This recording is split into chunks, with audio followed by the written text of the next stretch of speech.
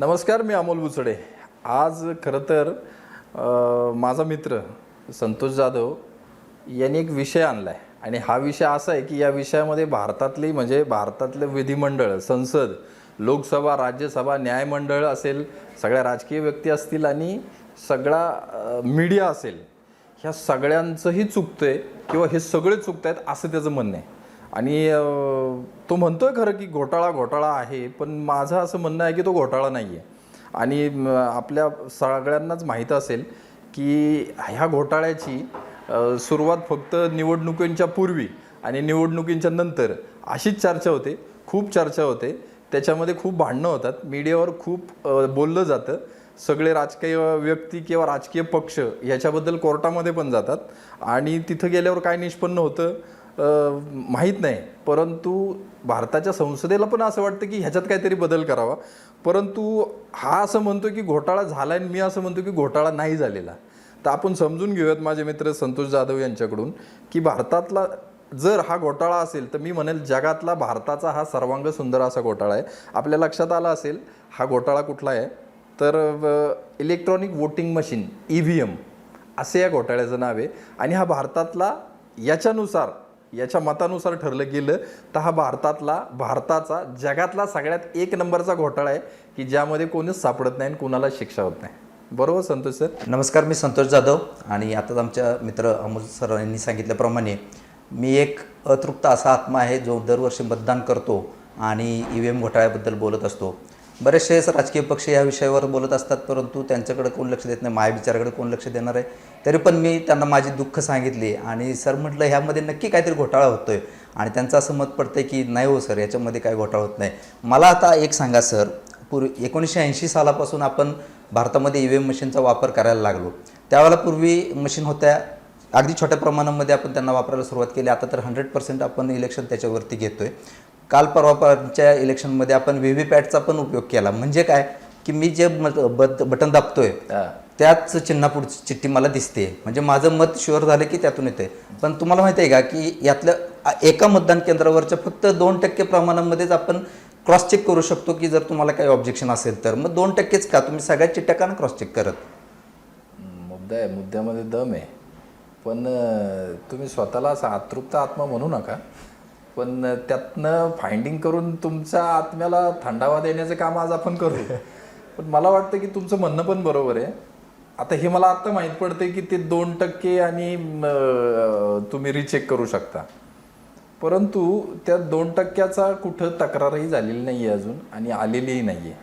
परंतु ज्या जनरली तक्रारी असतात, आता VVPAT आल्यानंतरचा आपण विषय तुम्ही सांगितला, पण तत्पूर्वीची जी माहिती आहे त्या माहितीनुसार तुम्ही काय आकडेवारी सांगू शकता का मला की ही जी VVPATची जी 2% आहे ह्याच्या अगोदर ज्या तक्रारी होत्या, म्हणजे VVPAT तर ह्या लोकसभेचा आलं, त्याच्या पूर्वी काही तक्रारी आहेत की सर? याच्या पूर्वीच्या तक्रारी तर बऱ्याच भयानक होत्या. तुम्ही जर बघितलं असतं ना तर त्यावेळेला लोक असं पण म्हणत होते की मी मत दिलं काँग्रेसला आणि इकडं चिन्ह दिसते मला कमळ दिसते, किंवा कमळच सगळीकडे जिथे बटन दाबेल तिथे कमळच येते. आणि त्या परिस्थितीमध्ये निवडून येणाऱ्याचा आकडा हा समाधानकारक असल्यामुळे तो रुलिंग पार्टी काय बोलला नाही. ऑपोजिशनवाले ओरडले आणि गप्प बसले. मग त्यांचा आवाज दाबला गेला की काय? नाही, पण आवाज दाबणं किंवा न दाबणं, आता राजकीय लोक आपण पाहतोय की तेवढ्या सहजासहजी गप्प बसत नाही आहेत. परंतु ह्या सगळ्याला संमती देणारे तेच आहेत की जेव्हा सुरुवातीला मशीन वापरायची संमती दिली गेली त्यावेळी 1992च्या आधी लोकसभेत आणि ते पारित करूनच आलं की ते. त्याच्यानंतर मग जर त्यातल्या ड्रॉबॅक अजून राहत असेल तर विचार आपल्याला नक्की करावा लागेल. पण अजून काय असतील आपल्याकडं तक्रारी किंवा आकडे काय असतील ज्याच्याकरून तुमचा अजून आत्माला मुक्ती नाही मिळालेली त्या विषयामध्ये, तर ते अजून सांगा काय असेल तर. अहो, आकडेवारीबद्दल काय बोलताय पैलवान? माझ्या वॉर्डामधलं सांगतो तुम्हाला.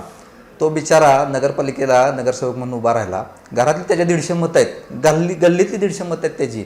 बिचाराला 50 पण मतं नाही पडलेली. आज काय त्याला 50 मतांच्या वर तो बिचारा गेलेला नाही आहे. मात्र दरवर्षी तो दरवेळेला इलेक्शनला तो उभा राहत असतो. आता त्या माणसाने काय म्हणावं की घोटाळा झाला आहे की नाही झाला?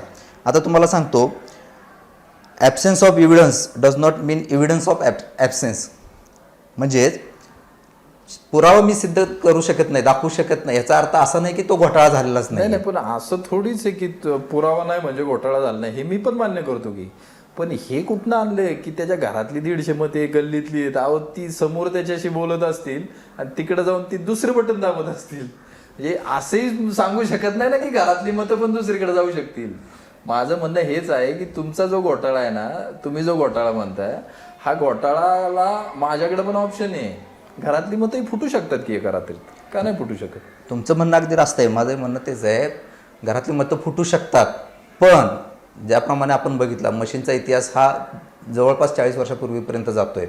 तर 2001 नंतर जेव्हा आपल्याकडे इंटरनेट आलं, त्याच्यानंतर घोटाळ्यांचे प्रमाण वाढायला लागली, मोठमोठी मशीन हॅक होतात. मला एक सांगा सर, साधं ATM कार्ड आपण घेऊन गेलो मशीनमध्ये तर काय काय वेळेला ते माझं चालत नाही. किती फ्रिक्वेन्सी मी वापरतो, खूप वेळा वापरतो. तुम्ही वोटिंग मशीन 5 वर्षातून 3 वर्षातून एकदा वापरता आणि काढताना मात्र आकडेवारी बरोबर काढता, एक सुद्धा चिप त्यात अडकत नाही, एकाचा सुद्धा त्यात आकडा वर खाली होत नाही. पण असं कसं? नाही नाही, तुम्ही तसं म्हणताय, मग मी असंही सांगू शकतो की जे EVM मशीन तुम्ही वापरायचं म्हणताय ते ऑफलाईन आहे. जर तुमचं मशीन ऑफलाईन असेल, तुम्हाला हॅक करायचं असेल तर ते ऑनलाईन तर आणलं पाहिजे ना, ते इंटरनेटच्या माध्यमातून आलं पाहिजे, तेव्हा ते हॅक करता येईल. मग ह्याच्यावर काय तुम्ही म्हणजे तुम्ही जे सांगताय हे पॉसिबल आहे, पण ह्याच्यातून असं निष्पन्न थोडीच होतंय की हे असंच आहे, असं नाही होऊ शकत ते. अहो असं कसं म्हणताय सर? मला सांगा पहिलवान, आज कुठलाही इंजिनियर, डिप्लोमा झालेला इंजिनियर सुद्धा कॉलेजमध्ये बसल्या बसल्या पाहिजे ते चिप्स बनवू शकतो, पाहिजे ते प्रोग्रामिंग करू शकतो. इवन दो जर डमी EVM मशीन बनवायचं म्हटलं ना तरी ते कॉलेजमध्ये तुम्हाला बनवून दाखवू शकतील. इतकी हुशार आणि प्रगल्भ माणसं आज भारतामध्ये आहेत. आणि ही तर काय छोटी मोठी गोष्ट घेऊन बसलाय. मला सांगा, प्रोग्रामिंगमध्ये असं होऊ शकत नाही का की बाबा तुम्ही 4 वेगवेगळ्या पक्षाला मतं दिलेत, पण रिझल्टच्या वेळेला असं एक बटन दाबायचं की ती सगळी एकाच पक्षाला झाली पाहिजेत किंवा 80% मतं इकडे डायव्हर्ट. रिझल्टच्या वेळेस तुम्ही वेगळा प्रोग्रामिंग करून सेट करता, असं तुमचं म्हणणं? का नाही होऊ शकत आहे? अच्छा. मला आज सांगा, अमेरिका, युरोप सारखे प्रगत देश आहेत, का तिथं बॅलेट पेपर वापरतात तो? ती लोक का नाही वापरत EVM मशीन? त्यांच्या लोकसंख्या पाहिल्या का तुम्ही? म्हणजे हे असं मला वाटतंय का त्यांच्या लोकसंख्या कंट्रोलमध्ये आहेत. आपली जी 150 करोड लोकसंख्या पोहोचलेली, मला वाटतं 5 वर्ष जातील मतमोजणी करायला, एवढी मतं मोजायची म्हटल्यावर. पण मग ते मला तर प्रश्न हाच आहे की मग आपणच प्रगत आहे ना त्यांच्यापेक्षा, असंही म्हणता येईल ना त्याच्यावरून. आत्ताच्या इलेक्शनमध्ये तुम्ही बघा, BJPचं काम इतक्या चांगल्या पद्धतीने होतं असं, म्हणजे त्या आधी काय सांगतात ते एक्झिट पोल दाखवत होता. एवढं असून देखील महाराष्ट्रामधली परिस्थिती बघा, इव्हन तुम्ही अयोध्येतली बघा, म्हणजे ज्या राम मंदिरावर आपण येऊन थांबतो की जिथं त्यांना, त्या पक्षाला जास्त हे होते, होप्स होते राम मंदिरावर की देशातनं मतं मिळतील, अशा अयोध्येतल्या जागेवरती विरोधकांची, BJPच्या विरोधकांची जागा निवडून आली. ह्याला काय म्हणणार तुम्ही? करायचं असतं तर तिथंही केलं असतं, महाराष्ट्रातही केलं असतं की.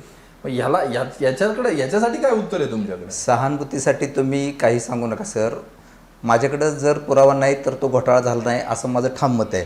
त्यात तुम्ही जर बघितलं तर आज भारत इलेक्ट्रॉनिक्स लिमिटेड जी EVM बनवणारी मशीन आहे, तिचे जे उच्च पदस्थ अधिकारी आहेत की नाही, ते कोणी एकेकाळी रुलिंग पार्टीचे पदाधिकारी राहिलेले आहेत. यातनं घोटाळ्याला चान्स आहे का नाही? मला तर वाटतं आहेच. हा 100% घोटाळा आहे. 100% घोटाळा आहे तुम्हाला असं वाटतंय, पण त्याला पुरावे थोडीच आहेत. काय पुरावे असल्याशिवाय आम्ही ते मान्यच करू शकत नाही. आता मला सांगा सर, 2014-2019ला ज्या चेहऱ्यांना लोक ओळखत सुद्धा नव्हती अशी दगड लोक निवडून आली, आपकी बार म्हणत. संतोष सर, तुम्ही 14 आणि 19ची गोष्ट घेताय, तुम्ही आत्ताची गोष्ट घ्या 24ची. मला सांगा, अयोध्येचं मंदिर, ह्या अयोध्याच्या मंदिरने देशभरातून मतं मिळविलं असं वाटलं होतं अगदी बरोबर BJPला.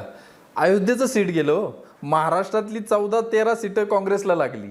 मला सांगा, मग घोटाळा असता तर अयोध्यात तुम्ही डोळे झाकून मारला असतं ना तरी चाललं असतं, कुणाचा आक्षेप पण नसता आला तिथं. आणि महाराष्ट्रात किती वाताहत झाली बघा तुम्ही रुलिंग पार्टीची.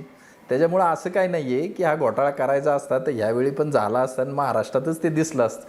पण महाराष्ट्रातून स्पष्ट क्लिअर झाले आणि तुम्ही निकाल लागल्यावर बघा, कुणी शब्द काढला नाही.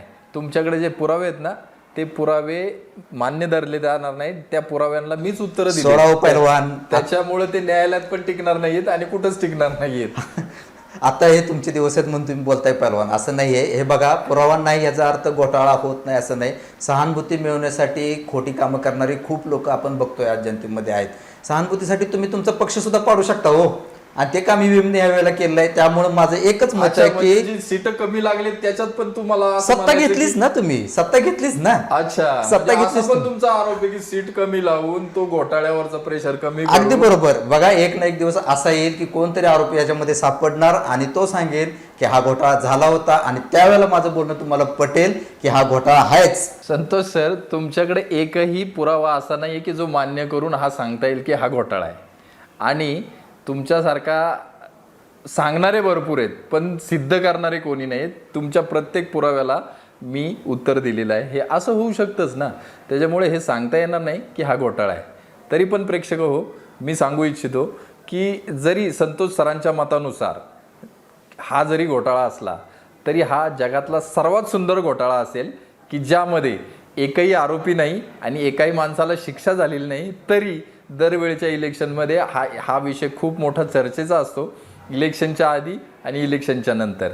म्हणून मी म्हणतो की आपल्यालाही याच्याबद्दल काय मतं मांडायची असतील तर आपण नक्कीच आम्हाला आपल्या प्रतिक्रिया कळवा, जेणेकरून ह्या विषयात जास्तीत जास्त क्लिअरिटी येईल, आणि ह्या क्लिअरिटीनुसार आपला माणूस जो मत द्यायला जातो त्याच्या मताची व्हॅल्यू राखली जाईल.